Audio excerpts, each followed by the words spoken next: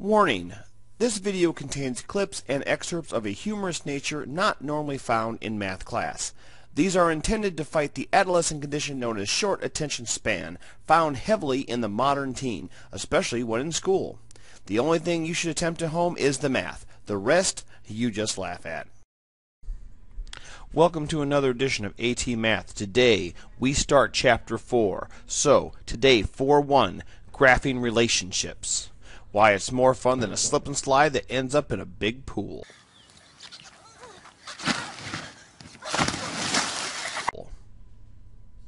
And we're back.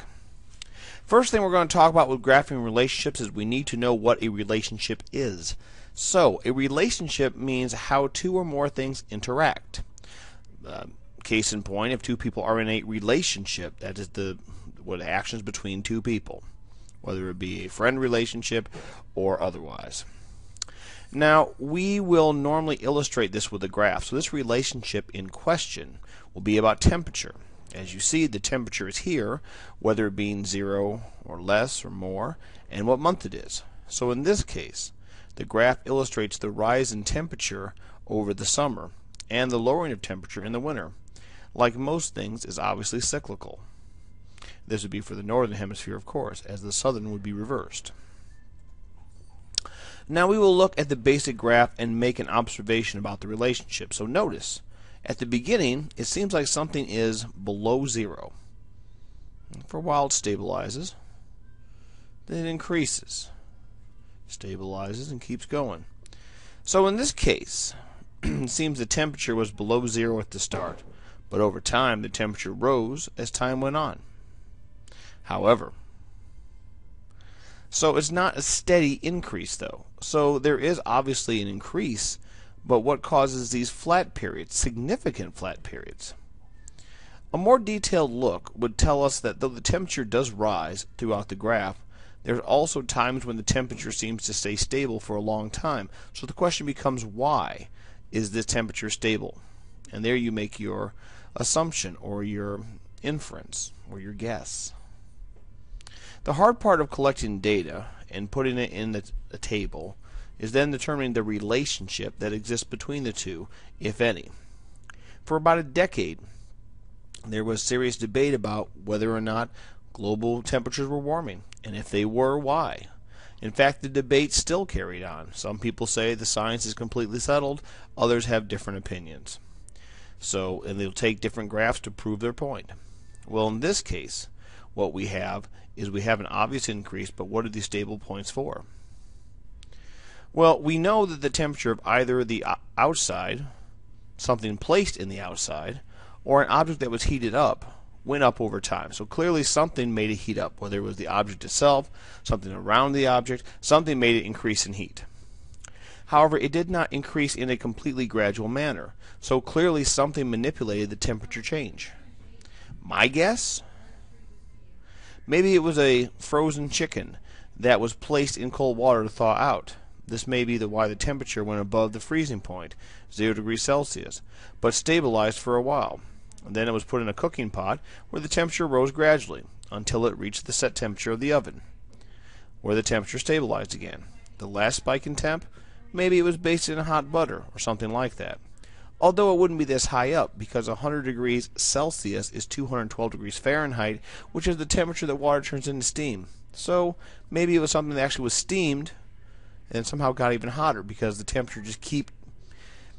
So let's say like it was some sort of water where it was frozen, slowly thawed, then heated up, and perhaps then it would turn into steam, but because it couldn't escape whatever it was, it got even hotter, even in steam form.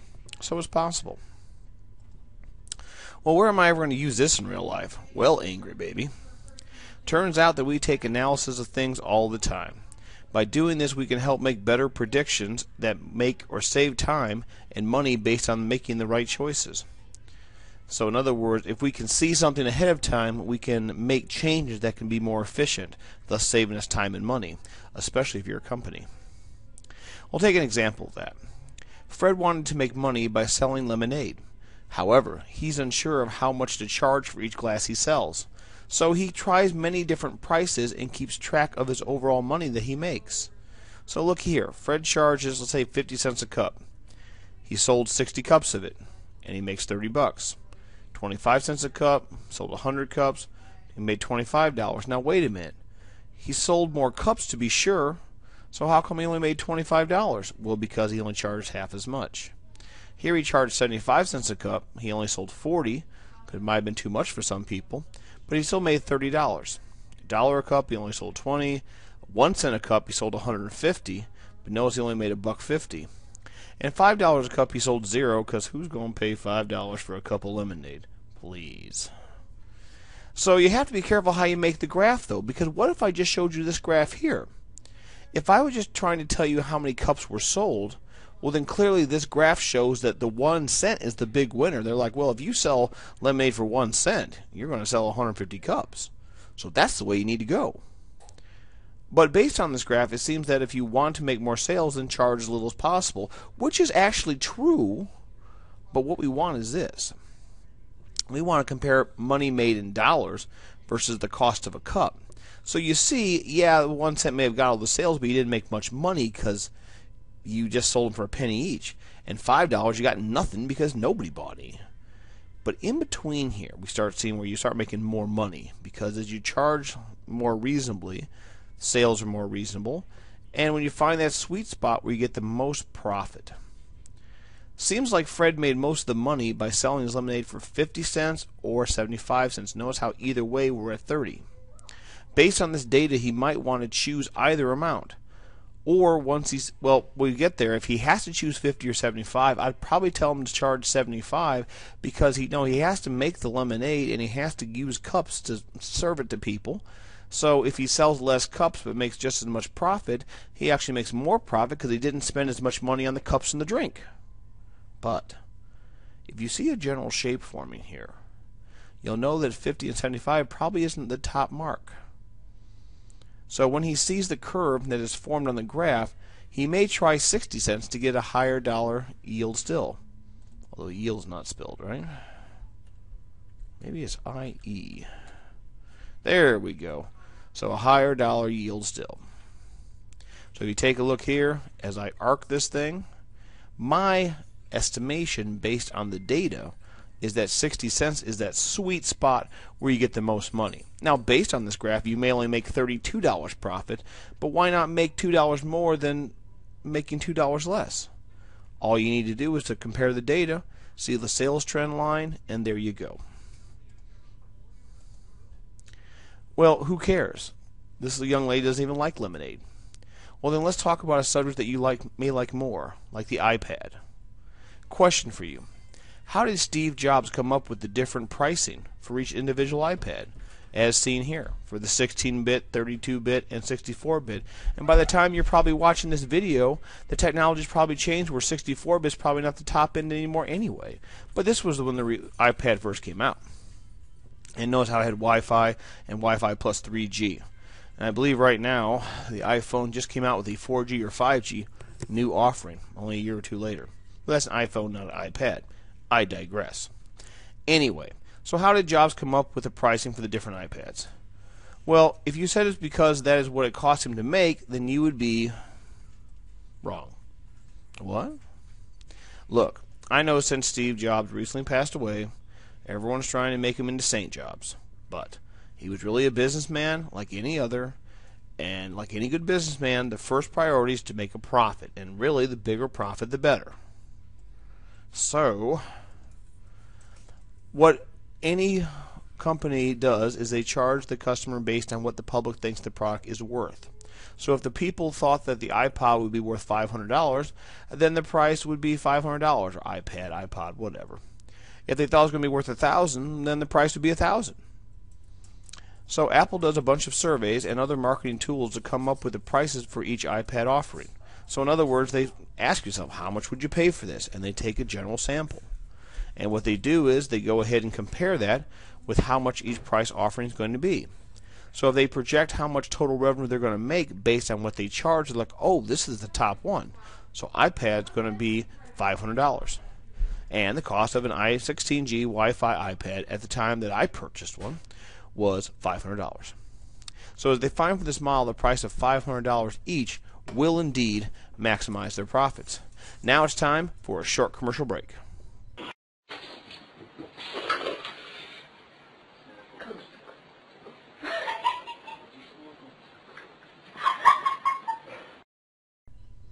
And we're back. Now, okay, now that we finally understand why we use graphs, let's take a look at today's use of them. This is also on page 230. So I'll go ahead and split screen here. And we'll go ahead and do page 230. So, kind of looks like this, even though I didn't do it quite the same. So, okay, let's see. So this is the temperature and time, which is trying to relate to this here. So based on this graph I have, what's happening with the temperature? Looks like it's stable, then it increases for a long time, then it sharply drops and stabilizes. So based on the graph, what might it tell us? Well, it seems like temperature stayed relatively about the same until it started to rise sharply for a while, stayed around there for a while, then it started to level off and fall. And when it fell pretty sharply until it leveled out again. So let's put a scenario that might fit this. Suppose the beginning was the morning time, where the data we said was pretty stable, low but stable. Then a high increase came during the afternoon, where the temperatures obviously increase for most of the day. Then it cools off in the evening, so you lose temperature, and by the time 9 or 10 come around, it gets to that cold area. Now, in truth, probably it gets colder and colder as the night goes on, but I went ahead and made a slight decrease here. So that's my guesstimate. Morning time, rise in the afternoon, lower in the evening, and a slow decrease in the nighttime. I know I used a different graph in the book, but the understanding should be about the same. Temperature and time. Now notice that while this line is not straight, lots of curves, it is continuous, which is a word I want you to know. I'm not a big vocab man, but continuous is good. This means you can make this line without picking up your pen or pencil. So in other words, continuous means you can draw the whole thing just all the way across, like that. This is because as the day goes on, the temperature is decreasing all the time. Over a few hours, the difference is easily noticeable, but it changes slightly every minute or even every second. So in other words, when you're out there, in the afternoon or morning, the temperature is always on a slight increase or decrease normally. Now, it may be insignificant, but over the space of an hour or two, you'll see a difference. So it's called a continuous graph. The other kind of graph is called a discrete graph. Here's an example. Each ticket to a movie costs $10, so notice the dot, dot, dot, dot, dot. It's supposed to be a perfect line, but best I can do. One ticket's $10, two tickets $2, two tickets $20, excuse me. 3 tickets is $30, and 4 tickets are $40. You still see a line. There's obviously a pattern. Each ticket costs $10, but it's just dots, because I'm not going to have like 1.5 tickets. So here the graph shows how much was spent. It was based on how many tickets you purchased. Now you can see that the graph is represented by dots because each dot represents a number of tickets bought. Naturally, you do not buy 1.2 tickets, so a continuous graph would not be appropriate. It'd be like this young lady saying, how much for 1.4 ice cream cones? And he would say, get out of here, kid. Okay, let's try some problems on page 233, but first, yet another commercial.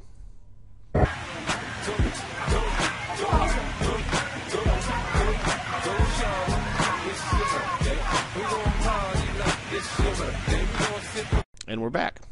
Okay, now we don't have any more space here, so we're just going to move this over.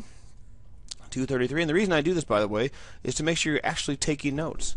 Because if you are taking notes, here's going to be some answers for you. Let's take a look. A blank graph is made of connected lines or curves. In other words, would that be continuous or discrete? And the answer is continuous, because you can't lift your pencil. It's going to be straight across. A blank graph is made only of distinct points. That would be discrete. Dot, dot, dot, dot. Number 3, or choose the graph that best represents each situation. A person alternates between running and walking. So the speed is going up and down, up and down. So which one do you think that would be? Well, my guess is this guy. This one right here, B. A person gradually speeds up to a constant running pace, so he was at low and he picks up and he levels. I'm going to say is this. And number 5, a person walks, gradually speeds up to a run, and slows back down. So here we go, we pick it up. You full run, hold it, and start to slow down. So that's the first 5. Hope you have those written down. So that's the first thing we're going to start with tomorrow. Thanks again. Hope to see you soon. And here's a little video to leave you. Bye-bye.